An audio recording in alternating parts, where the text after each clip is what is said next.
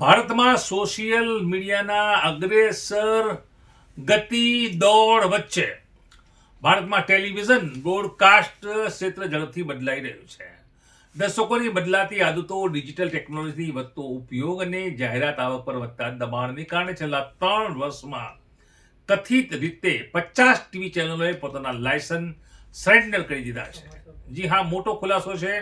Economic ટાઈમ્સના અહેવાલ અને માહિતી અને પ્રસારણ મંત્રાલયના ડેટાનો ઉલ્લેખ કરી તેમણે જણાવ્યું છે કે લાયસન્સ સરેન્ડર કરનાર કંપનીઓમાં Jio star, Zee entertainment enterprises, Eenadu television, TV today network, NDTV અને એબીપી નેટવર્કનો સમાવેશ થાય છે. તેમની કેટલીક ચેનલોની વાત છે.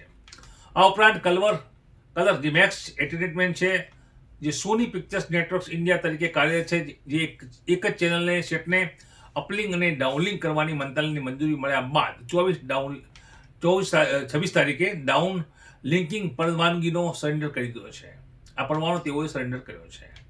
ભારતનું પે ટીવી એટલે કે પૈસાથી ખરીદાતું ટીવી ઇકોસિસ્ટમ સતત દબાણમાં છે. સમૃદ્ધ પરિવારો ઝડપથી ઓટીટી પ્લેટફોર્મ તરફ વળી રહ્યા છે, જ્યારે ભાવ સંવેદનશીલ પરિવારો ડીડી ફ્રી જે છે તે પસંદ કરી રહ્યા છે. મફતમાં છે આ ચેનલ.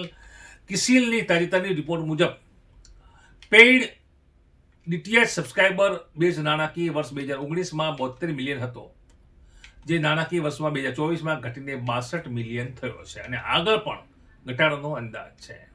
ઉદ્યોગના અધિકારી જણાવે છે કે લાયસન્સ સરેન્ડર થવા પાછળ એક કારણ જવાબદાર છે અને તે છે જાહેરાત ક્ષેત્રમાં નબળા ટ્રેન્ડ, અને આ સ્થિતિને વધુ ગંભીર તેને બનાવી રહી છે. WPPના અંદાજ પ્રમાણે 2025માં ટેલિવિઝન જાહેરાત આવકમાં 1.5% ઘટાડો આવીને તે 447.4 અબજ રૂપિયા રહેશે. જ્યારે કુલ જાહેરાત બજારમાં 2025ની વાત કરીએ તો 1.8 ટ્રિલિયન રૂપિયા સુધી પહોંચવાની શક્યતા છે.